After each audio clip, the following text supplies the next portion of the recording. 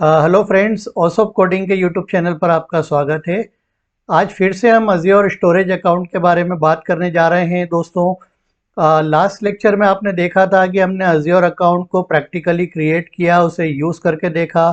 लेकिन आज जो है कुछ बहुत इम्पोर्टेंट कॉन्सेप्ट्स हैं जो हमें समझना बहुत ज़रूरी है अज्योर स्टोरेज अकाउंट से रिलेटेड। तो आज का जो वीडियो है उसमें हम डिफरेंट डिफरेंट अज्योर अकाउंट के बारे में हम डिस्कस करेंगे और प्रेजेंटेशन के माध्यम से समझेंगे what is Azure storage account. तो चलिए दोस्तों, आज का सेशन स्टार्ट करते हैं।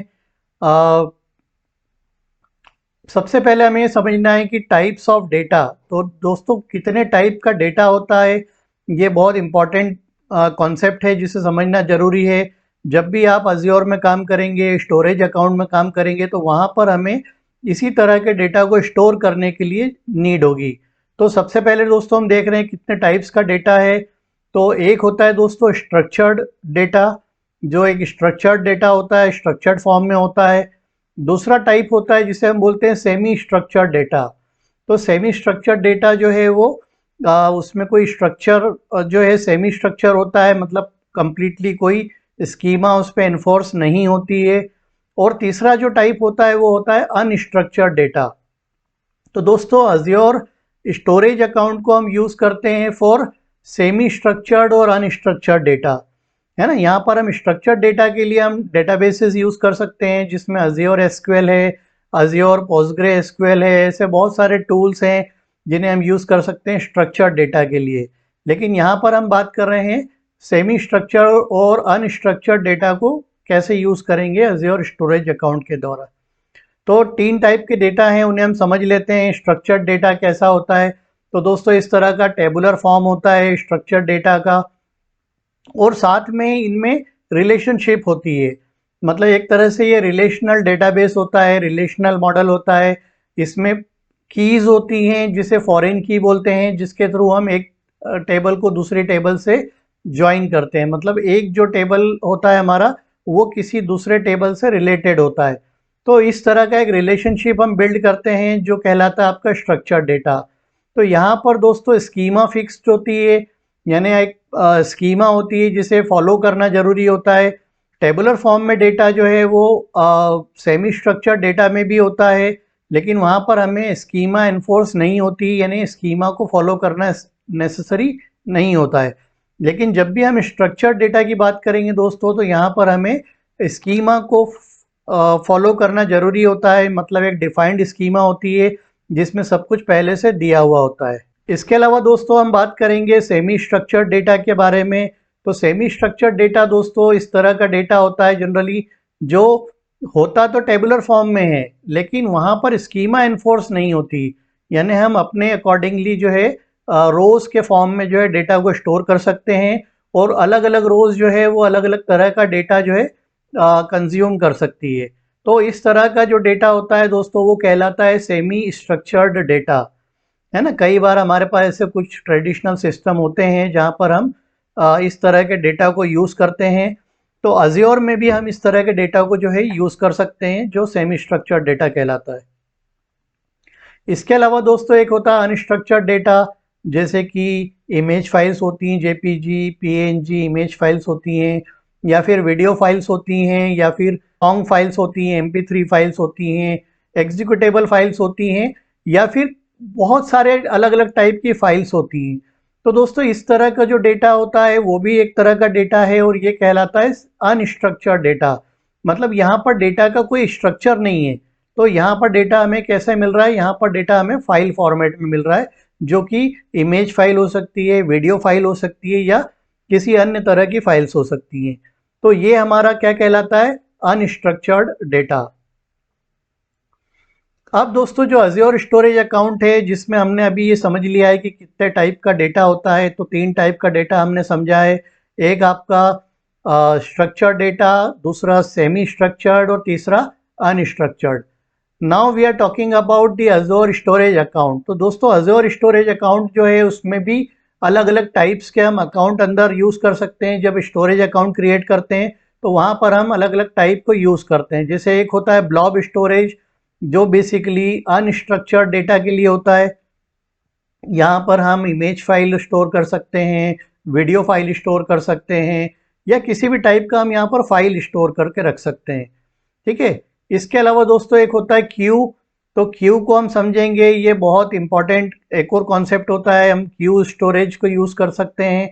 वहाँ पर हम आगे जब डिटेल में समझेंगे तो मैं आपको समझाऊंगा कि क्यू का यूज़ क्या होता है, कैसे होता है। इसके अलावा दोस्तों एक होता है टेबल स्टोरेज।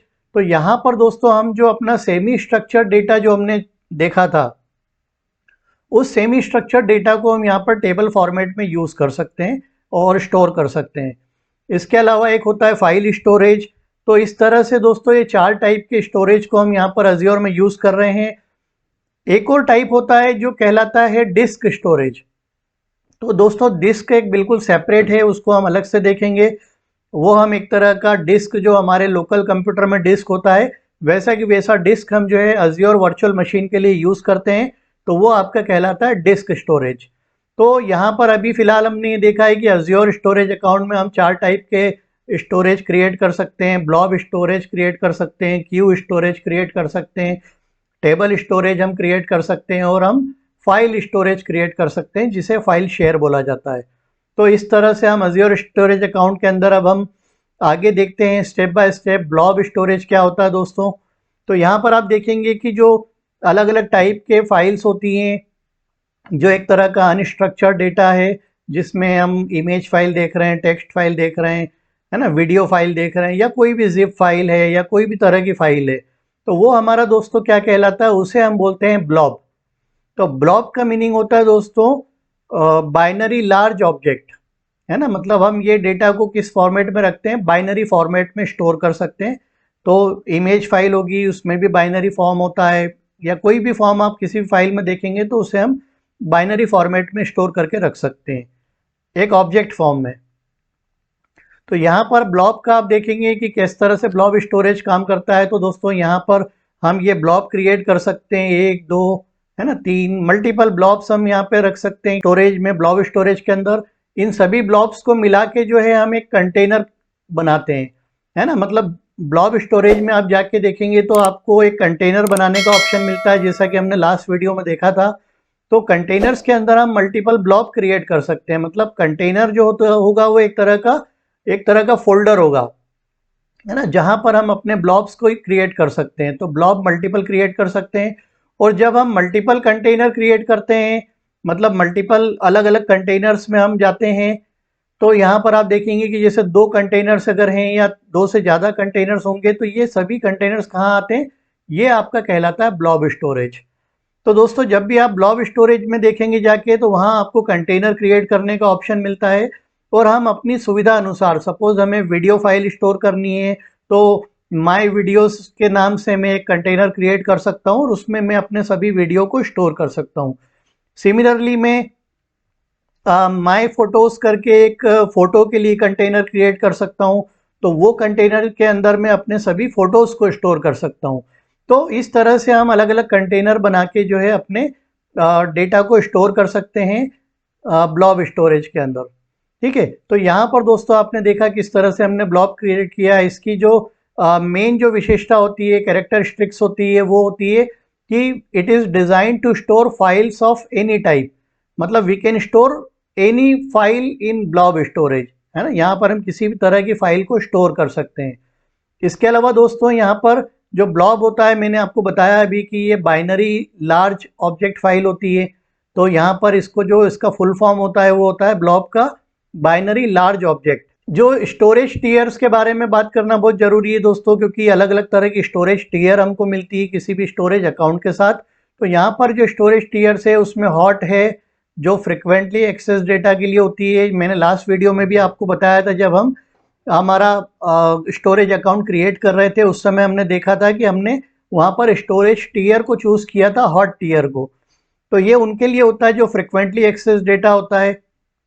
सपोज कोई वेबसाइट है हमारी, और उस वेबसाइट पे हम हम चाहते हैं कि जो यूज़र्स हैं वो फ्रिक्वेंटली उस डेटा को एक्सेस करें। तो वहाँ पर जो है हम हॉट टीयर को चूज़ करेंगे जब स्टोरेज अकाउंट को हम क्रिएट करेंगे। एक होता है दोस्तों कूल्ड, इसको बोलते हैं इनफ्रिक्वेंटली एक्सेस डेटा, है ना। मतलब ऐसा डेटा जो बहुत फ्रिक्वेंटली एक्सेस नहीं होना है, तो उसके लिए हम कूल स्टोरेज टीयर को चूज कर सकते हैं स्टोरेज अकाउंट क्रिएट करते समय। और थर्ड नंबर पे हम एक होता है कोल्ड। तो ये बहुत रेयरली एक्सेस डेटा के लिए होता है, मतलब ऐसा डेटा जो हम स्टोर करके उसे, है ना, बार बार हमें यूज़ नहीं करना है और बहुत लंबे समय तक हमें उसे सेव करके रखना है, तो उसे हम कोल्ड टीयर को वहाँ पे चूज़ कर सकते हैं। तो दोस्तों जो स्टोरेज टीयर होता है, तीनों ही तरह के स्टोरेज टीयर में अलग अलग तरह का प्राइसिंग मॉडल होता है। अगर आप हॉट टीयर यूज़ करते हैं तो प्राइसिंग थोड़ा सा हाई होता है, अगर आप कूल पे जाएंगे तो थोड़ा लो होगा, और कोल्ड पे जाएंगे तो और लो प्राइसिंग आपको मिलेगा। तो इस तरह से आप जो है अज्योर ब्लॉब स्टोरेज के अंदर इन स्टोरेज टीयर्स को भी यूज़ कर सकते हैं। और इनका मैंने आपको बताया कि यूसेज क्या है, यूज़ केस क्या है, जब हमें जैसी रिक्वायरमेंट होगी वैसा ही हम इसे यूज़ कर पाएंगे। तो यहाँ पर अब दोस्तों दूसरे टाइप का स्टोरेज हम देख रहे हैं अज्योर का, वो है क्यू स्टोरेज। क्यू स्टोरेज में जब देखेंगे आप दोस्तों, हमारे पास कोई एप्लीकेशंस होती हैं, वो एप्लीकेशंस मान लो अलग अलग टास्क हैं वहाँ पर, जिन टास्क को हमें परफॉर्म करना है, और यहाँ पर आप देखेंगे कि हमें उन टास्क को, चूंकि हम बैक टू बैक उन्हें नहीं परफॉर्म कर पा रहे हैं, तो हमें उन्हें एक क्यू में उन्हें हम रख लेते हैं। तो उसके लिए होता है क्यू स्टोरेज, जहाँ पर हम उन टास्क को जो है मैसेजेस के फॉर्म में जो है स्टोर कर लेते हैं। तो आप देखेंगे कि क्यू चूंकि ये क्यू है, मतलब उसमें मल्टीपल आप मैसेजेस क्रिएट करते जा रहे हैं, और एक एक मैसेज को जो है हम प्रोसेस करते जाएंगे आगे। तो यहाँ आप देखेंगे कि ये क्यू स्टोरेज में इस तरह से डेटा मैसेज के फॉर्म में स्टोर हो गया, और ये जो मैसेजेस हैं ये आपका जो भी सर्विस होता है वो सर्विस इसे यूज़ करते जाएगा, और स्टेप बाय वन जो है उस क्यू को रीड करके जो है उन्हें प्रोसेस कर सकेगा। तो इस तरह से हम जो है असिंक्रोनसली जो बैकग्राउंड प्रोसेस हम जिसे बोलते हैं, कि हमने कोई एप्लीकेशन है वहाँ पर हमारी रिक्वायरमेंट ऐसी है जिसे हम one by one step by step जो है प्रोसेस करना चाहते हैं, अपने टास्क को एग्जीक्यूट करना चाहते हैं, तो यहाँ पर आप देखेंगे कि हम उसे क्यू स्टोरेज के थ्रू हम उसे यूज़ करते हैं। तो क्यू स्टोरेज बहुत इंपॉर्टेंट होता है दोस्तों। आगे मैं इसे आपको आगे के वीडियो में मैं आपको प्रैक्टिकली यूज़ करके दिखाऊंगा कि हमारा एग्जैक्टली हम इसे कहाँ यूज़ कर सकते हैं और कैसे यूज़ कर सकते हैं। तो ये सेकंड मैंने आपको स्टोरेज बताया क्यू स्टोरेज। इसकी जो विशेषता होती है वो ये होती है कि ये स्मॉल पीस ऑफ डेटा के लिए हम यूज़ करते हैं क्यू स्टोरेज को, लाइक मैसेजेस। तो हम हमारे जो मैसेजेस होते हैं, जो स्मॉल पीस ऑफ डेटा होता है मैसेजेस के फॉर्म में, वो हम क्यूज़ में स्टोर करते हैं। क्यूज़ जो है basically it is design for scalable asynchronous processing. तो यहाँ पर आप देख रहे हैं कि असिंक्रोनस प्रोसेसिंग से मतलब है बैकग्राउंड प्रोसेसिंग। मतलब हम हमारे कोई भी बैकग्राउंड में टास्क परफॉर्म करना चाह रहे हैं तो वहाँ पर हम इन क्यू स्टोरेज को यूज़ कर सकते हैं, और वन बाय वन हम अपनी जो भी टास्क हैं उन्हें क्यू में स्टोर करके उसे सर्विसेज को वहाँ पे एग्जीक्यूट कराने के लिए स्टेप बाय स्टेप दे सकते हैं। तो बैकग्राउंड प्रोसेसिंग के लिए, असिंक्रोनस प्रोसेसिंग के लिए हम जो है क्यू स्टोरेज को यूज़ करते हैं। तो यहाँ पर दोस्तों तीसरा टाइप हम देखने वाले हैं अज्योर स्टोरेज के बारे में। उसमें तीसरा जो टाइप है वो है टेबल स्टोरेज। तो अज्योर टेबल स्टोरेज क्या होता है वो समझ रहे हैं हम। तो देखिए दोस्तों, इस तरह का जो डेटा है हमारा, जो आपने देखा होगा कि हमने एक सेमी स्ट्रक्चर्ड डेटा को देखा था, तो ये वही सेमी स्ट्रक्चर्ड डेटा है जिसमें हम रो वाइज जो है अपने डेटा को स्टोर कर रहे हैं। तो यहाँ पर कोई स्कीमा नहीं अप्लाई हो रही है, किसी भी तरह की स्कीमा को हम फॉलो नहीं कर रहे हैं, और यहाँ पर हम हर रो के अंदर जो है अपना खुद का जो भी डेटा है वो स्टोर कर रहे हैं। तो इस तरह का जो भी सिनारियो आप देखते हैं, अगर कोई रियल टाइम एप्लीकेशन में है या कोई ऑन प्रीमाइसेस एप्लीकेशन में, इस तरह का कॉन्सेप्ट है जो हमें क्लाउड पर भी यूज़ करना है, तो वहाँ पर हम जो है टेबल स्टोरेज को जो है अज्योर में क्रिएट कर सकते हैं। मतलब वहाँ पर हम एक नया टेबल क्रिएट कर सकते हैं। तो यहाँ देखेंगे दोस्तों, आप जो भी ऐप्स और यूज़र्स हैं वो इन टेबल स्टोरेज को अगर एज इट इज़ यूज़ करना चाहते हैं, स्टोर करना चाहते हैं अज्योर के ऊपर, अज्योर प्लेटफॉर्म पर, तो वहाँ पर they can create a table. तो इस तरह से जो है वो टेबल क्रिएट करते हैं जिसमें वो अपने डेटा को स्टोर कर लेते हैं। तो सिमिलर काइंड ऑफ डेटा जो है, अलग अलग टेबल आप वहाँ पे क्रिएट कर सकते हैं अलग अलग तरह के डेटा को स्टोर करने के लिए। और इस तरह से ये सभी टेबल्स जो है आपका क्या कहलाता है, टेबल स्टोरेज। तो आपने देखा कि हम ब्लॉब के अंदर हमने देखा कि हम अनस्ट्रक्चर्ड डेटा को जो है स्टोर कर पा रहे हैं, क्यू के अंदर हम मैसेजेस को स्टोर कर पा रहे हैं, और टेबल स्टोरेज के अंदर जो है हम लोग सेमी स्ट्रक्चर्ड डेटा को स्टोर कर पा रहे हैं, जहाँ पर किसी भी तरह की कोई स्कीमा हमें फॉलो नहीं करनी है। हम अपने अलग अलग रोज़ में अलग अलग तरह का डेटा हम स्टोर कर पाएंगे। तो इस तरह का अगर यूज़ केस आपके सामने है तो आप टेबल स्टोरेज को भी यूज़ कर सकते हैं। तो टेबल स्टोरेज की जो विशेषताएं दोस्तों, उसमें storage for semi structured data, जो नो एसक्यूएल को हम यूज़ कर सकते हैं। मतलब यहाँ पर हम अपने इंसर्ट, अपडेट और डिलीट ऑपरेशंस जो होते हैं उन्हें बहुत आसानी से परफॉर्म कर सकते हैं, और वहाँ पर कोई स्कीमा एनफोर्स नहीं हो रही, मतलब हमें किसी भी तरह की स्कीमा को फॉलो नहीं करना है। इसके अलावा दोस्तों यहाँ पर कोई रिलेशनशिप नहीं है, कोई फॉरेन की नहीं होती है, और हमें कोई भी स्ट्रिक्ट स्कीमा को फॉलो नहीं करना होता है। तो ये होता है नो एसक्यूएल का कॉन्सेप्ट, जहाँ पर हमें सेमी स्ट्रक्चर्ड डेटा है उसे हम मेंटेन कर सकते हैं। डिज़ाइन फॉर फास्ट एक्सेस, तो दोस्तों यहाँ पर हम कितना भी बल्क अमाउंट ऑफ डेटा जो है हम स्टोर कर सकते हैं, जिसको रिट्रीव करना बहुत फास्ट होता है, मतलब उन्हें हम बहुत क्विकली एक्सेस कर सकते हैं। तो इसलिए जो है अज्योर ने आपको टेबल स्टोरेज एक दिया हुआ है। बहुत सारी प्रोग्रामिंग लैंग्वेजेस के साथ इसका इंटरफेस है, जहाँ पर आप अलग अलग प्रोग्रामिंग लैंग्वेज के थ्रू भी आप इस टेबल स्टोरेज को एक्सेस कर सकते हैं और उसे यूज़ कर सकते हैं। तो ये फोर्थ ऑप्शन अब हम देख रहे हैं, अज्योर फाइल स्टोरेज। तो दोस्तों फाइल स्टोरेज जो होता है वो क्या होता है हम समझते हैं। तो आप देखेंगे कि जिस तरह से हमने ब्लॉब को देखा था दोस्तों, तो ये ब्लॉब ही जो है एक तरह का फाइल्स है। यदि हम उसे ऑब्जेक्ट फॉर्म में स्टोर नहीं करते हुए हम उसे फाइल फॉर्मेट में स्टोर कर रहे हैं। तो ब्लॉब जो होता है हमारा वैसी की वैसी फाइल है। यहाँ पर आप देखेंगे कि हमारे जिस तरह से हमने ब्लॉब क्रिएट किए थे उस तरह से यहाँ पर हम क्या क्रिएट कर रहे हैं, फाइल। और जिस तरह से आपने देखा था वहाँ पर ब्लॉब स्टोरेज था, वो यहाँ पर क्या हो गया, शेयर हो गया। मतलब वहाँ पर हमारा ब्लॉब स्टोरेज में ये कंटेनर था, यहाँ पर ये क्या हो गया, फाइल शेयर हो गया। तो हम जब भी फाइल शेयर क्रिएट करेंगे वहाँ पर हम मल्टीपल फाइल्स क्रिएट कर सकते हैं किसी भी फाइल शेयर के अंदर। और सिमिलरली जब आप मल्टीपल फाइल शेयर्स को यूज़ करेंगे तो यहाँ पर जो है ये कहलाएगा आपका फाइल स्टोरेज। तो दोस्तों ब्लॉब स्टोरेज और फाइल स्टोरेज लगभग कॉमन है, सेम है, लेकिन जो मेन डिफरेंस होता है ब्लॉब स्टोरेज और फाइल स्टोरेज में, तो वो ये होता है कि फाइल शेयर को जो है हम अपने कंप्यूटर पे एक ड्राइव के रूप में माउंट कर सकते हैं, है ना। जिस तरह से आपने देखा होगा कि हम यहाँ पर मैप नेटवर्क ड्राइव करके ऑप्शन दिख रहा है आपको, तो इस तरह से हम मैप नेटवर्क ड्राइव, कोई भी नई नेटवर्क ड्राइव क्रिएट करते हैं तो वो ऑप्शन हम इस फाइल शेयर के साथ यूज़ कर सकते हैं, फाइल स्टोरेज के साथ यूज़ कर सकते हैं।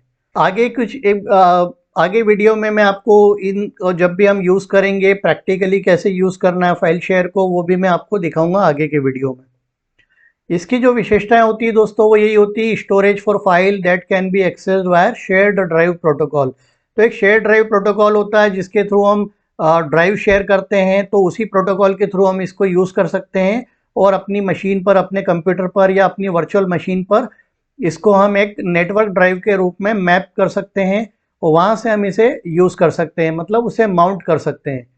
तो दोस्तों ये जो होता है design to extend on premises file share, जैसा हम ऑन प्रीमाइसेस में देखते हैं कि फाइल शेयरिंग के लिए हम नेटवर्क ड्राइव क्रिएट कर लेते हैं और वहाँ से हम फाइल शेयरिंग करते हैं, उसी तरह के ऑप्शन को हम क्लाउड पर भी यूज़ कर पाएँ, इसके लिए अज्योर ने आपको दिया है फाइल स्टोरेज। और साथ ही दोस्तों हम लिफ्ट एंड शिफ्ट सिनारियो जिससे को इम्प्लीमेंट करने के लिए भी होता है। लिफ्ट एंड शिफ्ट सिनारियो मतलब हम ऑन प्रीमाइसेस में भी उस तरह का फाइल शेयरिंग सिस्टम चाह रहे थे, अब हम अज्योर पे अगर शिफ्ट कर रहे हैं तो यहाँ पर भी हम same kind of scenario create कर पाएँ।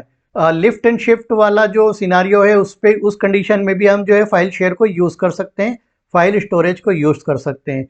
तो दोस्तों आपने आज के लेक्चर में हमने डिटेल में आपको बताया है कि जो चारों तरह के स्टोरेज हैं उनको हम कैसे यूज़ कर सकते हैं अज्योर प्लेटफॉर्म पर। तो प्रैक्टिकली हमने ब्लॉब स्टोरेज क्रिएट करके देखा था। आगे के वीडियो में मैं आपको जो है क्यूज़ को क्रिएट करना सिखाऊंगा, कैसे क्यूज़ को क्रिएट करना, यूज़ करना। उसके अलावा हम दोस्तों टेबल को यूज़ करके देखेंगे, टेबल क्रिएट करेंगे और वहाँ पर डेटा स्टोर करके देखेंगे, और इसके अलावा हम जो है फाइल शेयर को भी यूज़ करके देखेंगे। तो वीडियो अगर आपको अच्छा लगा हो तो आप इसे लाइक ज़रूर करें, शेयर करें और साथ में कमेंट ज़रूर करें। Thank you all.